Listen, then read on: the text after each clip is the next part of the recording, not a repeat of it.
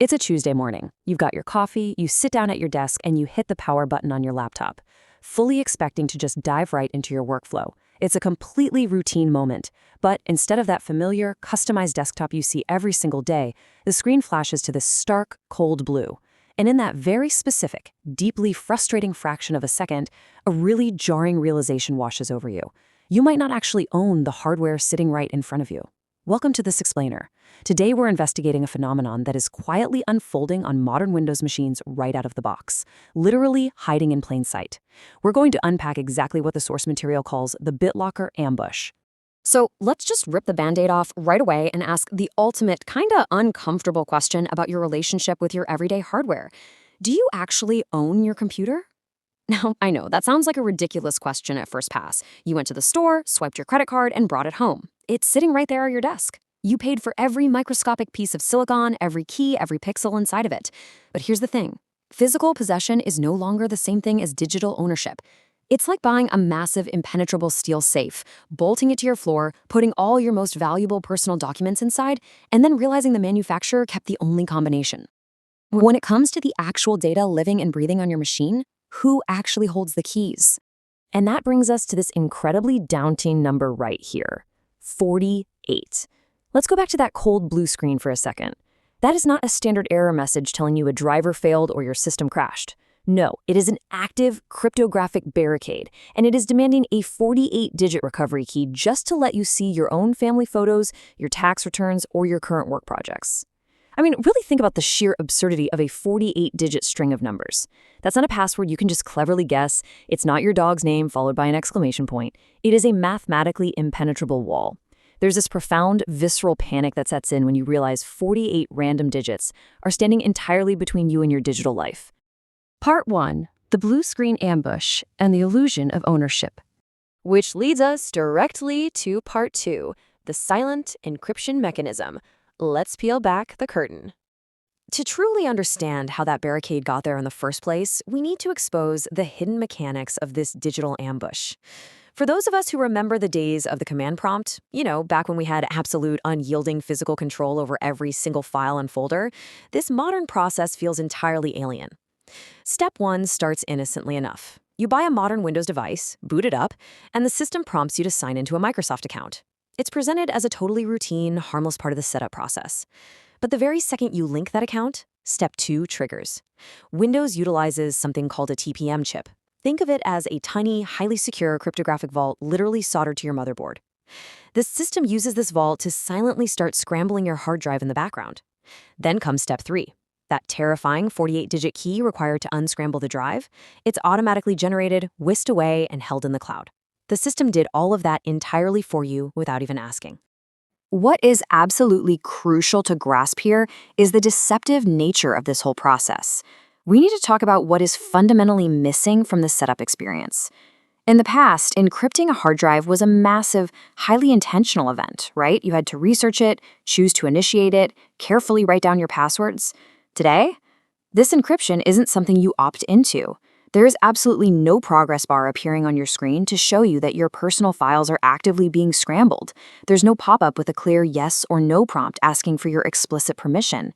And worst of all, there is no bold warning stating that your data is being securely locked behind a digital key that you don't even physically possess. This lack of friction is framed as this ultimate convenience, but the reality is a total loss of transparency. You're left completely in the dark. All right, Part 3.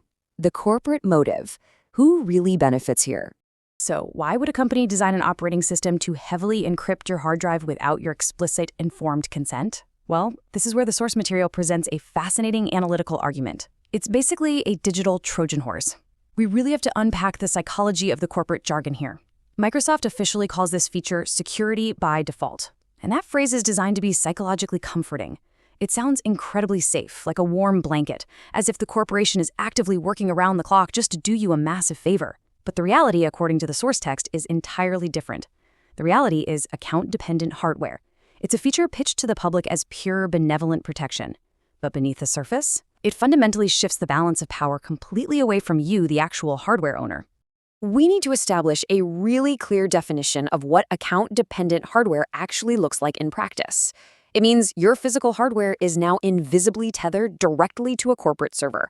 Your ability to recover your own data is entirely reliant on your cloud access.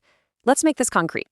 Imagine you're traveling in a foreign country. You're completely offline without any internet access, and your laptop suddenly asks for that 48-digit key. Or imagine your Microsoft account gets caught up in some automated spam filter and is suddenly flagged and locked by an algorithm. Your expensive physical machine, the actual keyboard resting right under your hands, instantly becomes a useless paperweight just because a server thousands of miles away said no. The key to your machine is sitting firmly in their hands. Consider the actual trade-off taking place under the hood here. We're looking at a massive balancing act between corporate gain and user cost. The source material argues that this silent, unprompted encryption feature isn't primarily about protecting you, the individual, from some sophisticated hooded hacker. Actually, it's about protecting the corporation from liability. Think about it from their perspective for a second.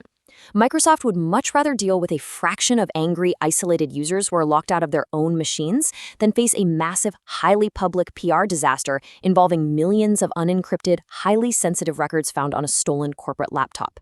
They've done the math. They decided that your data is safer for them if they hold the keys. You are trading away your own technical sovereignty simply to guarantee their corporate peace of mind. Part 4. Reclaiming your machine and shifting the paradigm. Once we understand the mechanics and the motives behind this ambush, how do we actively respond? How do we change the way we interact with our digital tools? The source text contains a line that perfectly and honestly somewhat chillingly captures this entire era. We've gone from being owners of tools to being guests in a managed ecosystem. Let that sink in for a moment. It really brings the emotional core of this explainer right to the forefront. This subtle shift we've been investigating, it's accurately described as toxic. You paid your hard-earned money for that physical laptop, yet, by default, the underlying software architecture treats you like a mere guest. You're just a temporary visitor logging into an ecosystem that someone else fully manages, constantly monitors, and ultimately dictates. It is time we stop viewing these silent background features as helpful little extras and start seeing them for exactly what they are: a digital ambush that actively separates the user from the machine.